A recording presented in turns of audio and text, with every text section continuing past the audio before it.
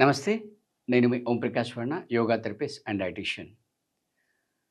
So, మనకిక్కడ viewers కామెంట్‌లో అడిగిన క్వెషన్ ఏంటంటే, బ్యాక్ పెయిన్ గురించి మీరేమైనా చెప్పగలుగుతారా అని చెప్పి క్వెషన్ అడిగారు. సో, ఇప్పుడు ఈ ఆన్‌లైన్ జాబ్స్ అయిపోయిన తర్వాత అంటే ఇంతకుముందు ఓన్లీ సాఫ్ట్‌వేర్ ఇండస్ట్రీకే ఉన్న ఈ జాబ్స్ అంటే డెస్క్ జాబ్స్ అనేవి మిగతా ఇండస్ట్రీ కూడా స్ప్రెడ్ అయ్యాయి.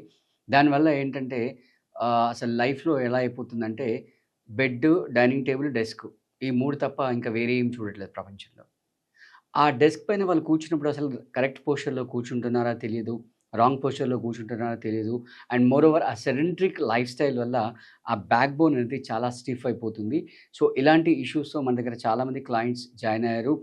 తర్వాత online, offline yoga classes attend అయ్యి వాళ్ళ ప్రాబ్లమ్‌ని సాల్వ్ చేసుకున్నారు. సో, ఈరోజు మనం వ్యూయర్స్‌కి వాళ్ళు కామెంట్‌లో అడిగిన క్వెషన్‌కి మనం ఒక అద్భుతమైన ఆసనం ఎవరైనా కూడా చేయొచ్చు. సో, దీన్ని ఎలా చేయాలి అనేది మనం ఇక్కడ ఈరోజు వీడియోలో మీకు చూయిస్తాను. చూసి మీరు హ్యాపీగా మీరు చేసేసుకోవచ్చు. బ్యాక్ పెయిన్ ఉన్నవాళ్ళు అంటే మరీ సివియర్‌గా ఉంటే గనక చేయకూడదు.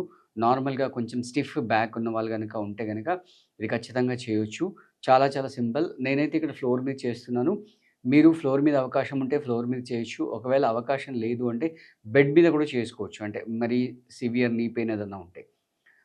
ఒకవేళ మీరు ఫ్లోర్ మీద చేస్తూ నీ పెయిన్స్ చాలా ఉంటే గనక ఒక బెడ్ షీట్ ఫోల్డ్ చేసి నీ కింద పెట్టుకోవచ్చు. లేదా ఒక పిల్లో తీసుకొని నీ కింద పెట్టుకొని చేయొచ్చు. నీ స్ట్రెంగ్త్‌ని చూసుకొని మీరు చేసేసుకోవచ్చనమాట. సో, మనం ఇంకా టైం వేస్ట్ చేయకుండా మనం ఆసనంలోకెళ్ళిపోదాం. దీన్ని మార్జరీ స్ట్రెచింగ్ అని అంటుంటారు. లేదా క్యాట్ అండ్ కౌ పోజ్ అని కూడా అంటుంటారు. రెండిట్లో ఏ పేరైనా పెట్టుకోవచ్చు.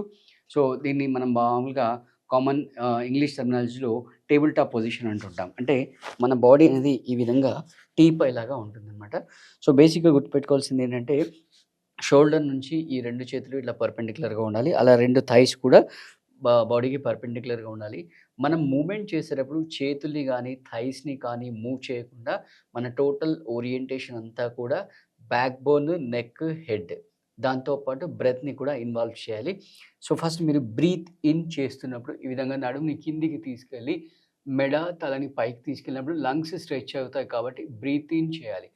బ్రీత్ ఔట్ చేస్తున్నప్పుడు ఈ విధంగా మనం ఏదైతే క్యామెల్ పైన హంప్ ఉంటుందో ఆ విధంగా బ్యాక్‌ని మొత్తం వీలైనంత పైకి. అప్పుడేందంటే లంగ్స్ మొత్తం ఎంప్టీ అవుతాయి. రైట్? సో, ఈ విధంగా బ్రీత్ ఔట్ చేస్తూ బ్యాక్‌ని పైకి లిఫ్ట్ చేస్తూ తలని 2 షోల్డర్స్ మధ్యలో అంటే 2 చెవులు 2 షోల్డర్స్ మధ్యలో ఉండేట్టు చూసుకోవాలి. Then again breath. అంతేగాని ఈ మూవ్‌మెంట్‌లో ఇలా థైస్‌ని వెనక్కి తీసుకోవడం లేదా హ్యాండ్స్‌ని ముందుకు తీసుకోవడం ఇలా ఏ పార్ట్‌ని మూవ్ చేయకూడదు. ఒకసారి మీరు పోస్చర్‌లోకెళ్ళిపోయిన తర్వాత మీ 2 చేతులు ఫ్లోర్‌కి పర్పెండిక్యులర్‌గా ఉండాలి. అలాగే 2 థైస్ కూడా ఫ్లోర్‌కి పర్పెండిక్యులర్‌గా ఉండాలి. మీకు చెప్పాను గదా! నీ పెయిన్ గనుక ఉంటే మ్యాట్ ఇలా ఫోల్డ్ చేసుకొనేసుకోవాలి. లేదా పిల్లోస్ కానీ, బెడ్‌షీట్ కానీ ఫోల్డ్ చేసి పెట్టుకోండి. రైట్? సో, ఈ విధంగా స్టార్టింగ్ ఒక 10 కౌంట్స్‌తో స్టార్ట్ చేసి గ్రాడ్యుయల్‌గా 15, 20 అలా 30 కౌంట్ వరకెళ్ళొచ్చు.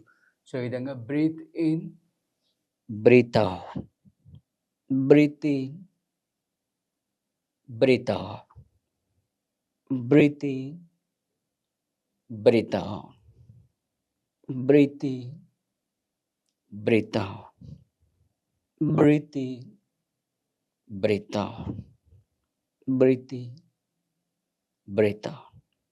సో, ఈ విధంగా ఒక స్టార్టింగ్‌లో మీరు కుదిరితే మీకు అవకాశం ఉంటే గనక 10తో స్టార్ట్ చేయండి. లేదా ఈవెన్ 5 కౌంట్‌తో కూడా స్టార్ట్ చేయొచ్చు.